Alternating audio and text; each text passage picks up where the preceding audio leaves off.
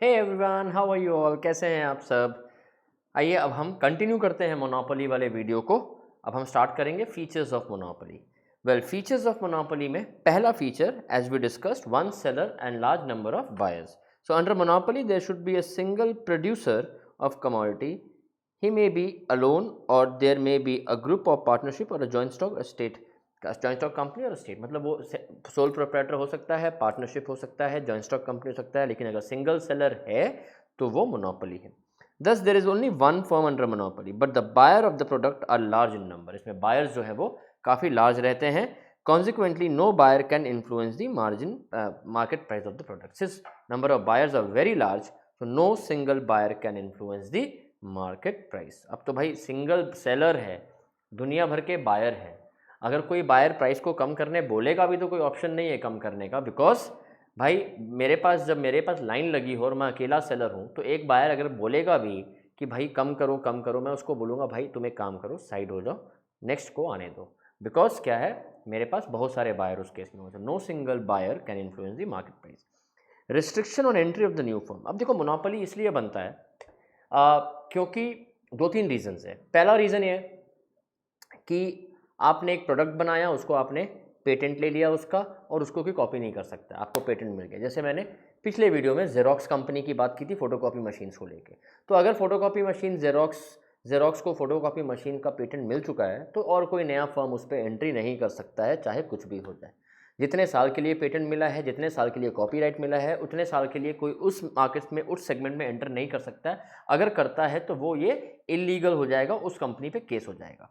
दूसरा रीज़न ये है कि आपके पास कोई ऐसी रेसिपी है या आपके पास कोई ऐसी टेक्निक है बनाने की, या आपके पास रॉ मटेरियल का ऐसी पकड़ है कि वो सिर्फ आपके पास है और किसी के पास नहीं है. जैसे अगर कोई रेस्टोरेंट है और एक ही पर्टिकुलर कोई रेसिपी बनती है उसमें, तो लेट्स से कोई एक टिपिकल एक चिकन या पनीर का डिश आप बनाते हो और वो सिर्फ रेसिपी आपको ही पता है और सारे कस्टमर वही रेसिपी खाने आते हैं. ऐसा होता है ना कि बहुत सारे रेस्टोरेंट में आप एक पर्टिकुलर एक डिश के लिए जाते हो, किसी का बटर चिकन बहुत अच्छा होता है, किसी का पनीर बटर मसाला बहुत अच्छा होता है, तो आप स्पेसिफिकली उसी के लिए जाते हो.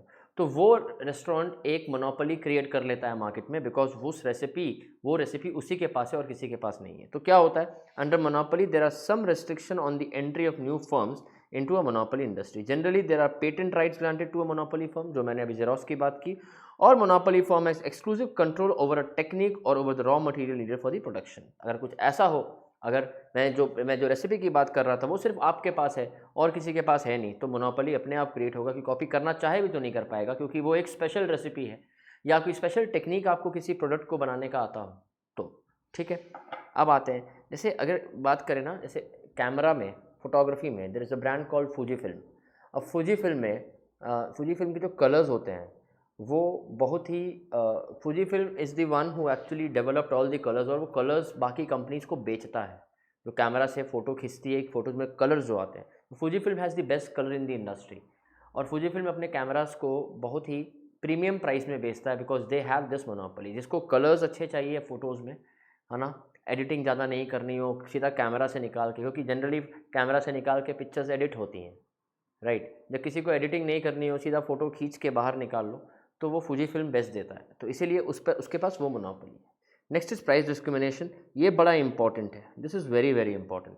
सो monopolist may charge different prices for his product from different sets of consumers. जब वो डिफरेंट कंज्यूमर्स से डिफरेंट प्राइजेस को चार्ज करता है, उसको हम डिस्क्रिमिनेटिंग मोनोपोली कहते हैं, और उसको हम प्राइस डिस्क्रिमिनेशन कहते हैं.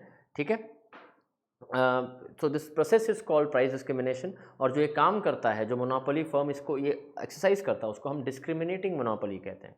तो प्राइस डिस्क्रिमिनेशन क्या है, एग्जाम में आता है, बहुत ध्यान से सुनिएगा. Price discrimination refers to a situation when a producer sells the same product to different buyers at two or more different prices for reason not associated with the difference in the cost of supplying of the product to different consumers.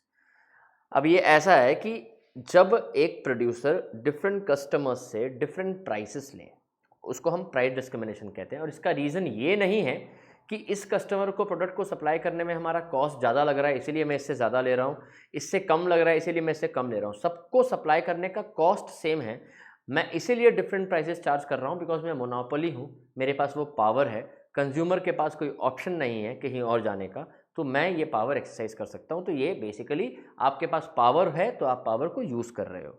For instance many hospital charge lower operation fee from the poor patients and higher from the rich patients. अब आते हैं types of price discrimination में। पहला, ये भी important है, price discrimination क्या है वो समझ में आ गया। पहला is personal price discrimination. In this type, in this same product is sold at different prices to different kind of buyers. अब रेलवे टिकट की बात की जाए, सीनियर सिटीजन के लिए सस्ता, यंग सिटीजन के लिए महंगा, तो अब ऐसा हो पर्सनल, इसको पर्सनल प्राइस डिस्क्रिमिनेशन कहते हैं। प्लेस प्राइस डिस्क्रिमिनेशन, अब एक प्रोडक्ट एक जगह महंगा और दूसरी जगह सस्ता है, उसको हम प्लेस प्राइस डिस्क्रिमिनेशन कहते हैं। जैसे अगर इलेक्ट्रिसिटी की बात करें, रूरल एरिया में सस्ता है और अर्बन एरिया में महंगा है, राइट। यूज़ प्राइस डिस्क्रिमिनेशन, आप किस पर्पस के लिए यूज़ कर रहे हो उस बेसिस पे प्राइस डिस्क्रिमिनेशन किया गया है। अगेन इलेक्ट्रिसिटी का एग्जांपल दूंगा, रेजिडेंशियल यूज़ के लिए सस्ता और कमर्शियल यूज़ के लिए महंगा, ठीक है। ये 3 टाइप का प्राइस डिस्क्रिमिनेशन है, इसको याद रखिएगा, ये इंपॉर्टेंट है। और प्राइस डिस्क्रिमिनेशन एज सच सारा ही बहुत इंपॉर्टेंट है।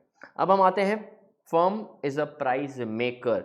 परफेक्ट कॉम्पिटिशन में फर्म प्राइस टेकर था और इसमें फर्म प्राइस मेकर है। प्राइस मेकर का मतलब फर्म खुद डिसाइड करता है कि वो प्रोडक्ट कितने का बेचेगा, किसको बेचेगा।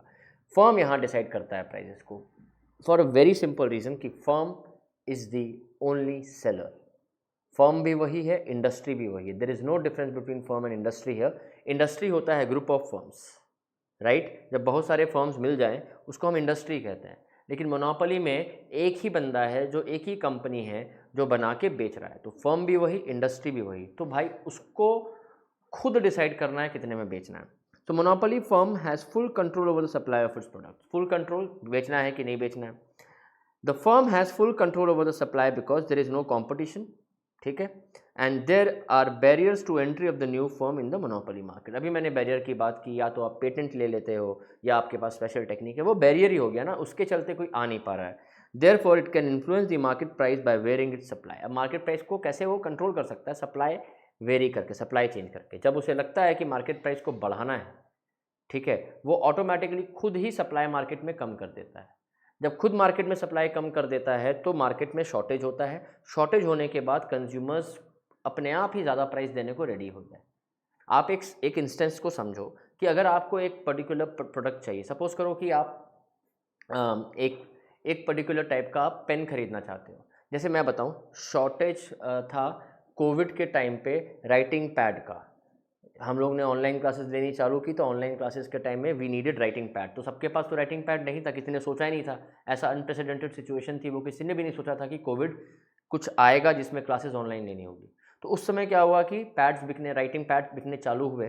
तो मैं मतलब हर दिन हर शॉप में मैं इंक्वायरी कर रहा था कि है कि नहीं सैमसंग टैब। मैंने सैमसंग का टैब लिया था, सैमसंग टैब आया कि नहीं, आया कि नहीं। So at least I was after the shopkeeper for 15 days. 16वें दिन उसने बोला आया, and I went to buy, मुंह में मास्क वगैरह बांध के, एंड ही चार्ज्ड, मेरे को पता था वो ज़्यादा प्राइस ले रहा है मेरे से, बिकॉज मेरे पास कोई ऑप्शन नहीं था, ठीक है। तो अब क्या हुआ यहाँ पे, क्यों प्राइस ज़्यादा हो गया? बिकॉज मार्केट में सप्लाई नहीं था। अचानक से जब सप्लाई आया, मुश्किल से एक मिला, तो मेरे को जो प्राइस में मिल रहा था मैं बोला अभी ले लो, बिकॉज ऐसा ना हो आज ना लूँ तो प्राइस कम होने के चक्कर में 1 महीना और वेट करना पड़े, मेरी क्लासेस वेस्ट होंगी, राइट। तो क्या करता, मोनोपोली भी यही करता, सप्लाई को रोक देता अगर प्राइस बढ़ाना हो तो। सप्लाई रोकने से मार्केट में शॉर्टेज हो जाता है प्रोडक्ट का और प्राइस अपने आप बढ़ता है, राइट। तो वही लिखा है यहाँ पे, देखो क्या, therefore it can influence the market price by varying its supply. It can charge any price for its product. I hope this is clear. And selling cost is advertisement cost, जो perfect competition में एकदम नहीं था। और monopoly में there are 2 theories. One says selling cost बहुत कम नहीं होता है और एक कहता है कम होता है। मैं कहता हूँ नॉमिनल होगा। देखो आप अगर कोई प्रोडक्ट बेच रहे हो और मार्केट में उसकी मोनोपोली है, तो भाई ऐसा है कि कम से कम कस्टमर को तो बताना है। अगर आप एक ऐसा जादुई पेन बेच रहे हो जो आपकी मन की बात पढ़ लेता है और खुद पे खुद दिखता है, एग्जाम में आप आंसर दिमाग में सोच रहे हो, आपका पेन आपका खुद आंसर लिख रहा है। सपोज करो कुछ ऐसा प्रोडक्ट आपने लॉन्च किया और आप उसको बेचना चाहते हो, ठीक है। तो आप अगर एक कोने में दुकान खोल के बैठ जाओगे तो कस्टमर को तो पता नहीं चलने वाला है कि वहाँ पे भाई क्या बिक रहा है क्या नहीं बिक रहा है। उसको सपना भी नहीं आने वाला है कि भाई ये जादुई पेन यहाँ बिक रहा है, this magical pen is being sold in this shop at this place. तो you have to at least inform the customers कि भैया मेरे यहाँ ये प्रोडक्ट मिलता है, आइए खरीदिए, ठीक है। तो एक nominal selling cost, advertisement cost की दिस ए जादुई पेन इस गली में इस शॉप नंबर पे मिल रहा है, आओ, एक बार कस्टमर को पता चल जाए तो यहाँ एग्रेसिव तो नहीं, लेकिन एक नॉमिनल सेलिंग कॉस्ट आराम से करना होगा। Under monopoly the firm does not spend much on advertisement, publicity, etc. It incurs very nominal cost in the beginning to give information to the buyer about its product, and logical भी है। So I hope these features are clear. नेक्स्ट video में हम demand curve of monopoly firm पढ़ेंगे, लेकिन अब ये lecture हम यहीं रोकते हैं। I hope you are liking it, and if you are liking it, you know what you have to do. You have to share the videos with your friends. Thank you so much.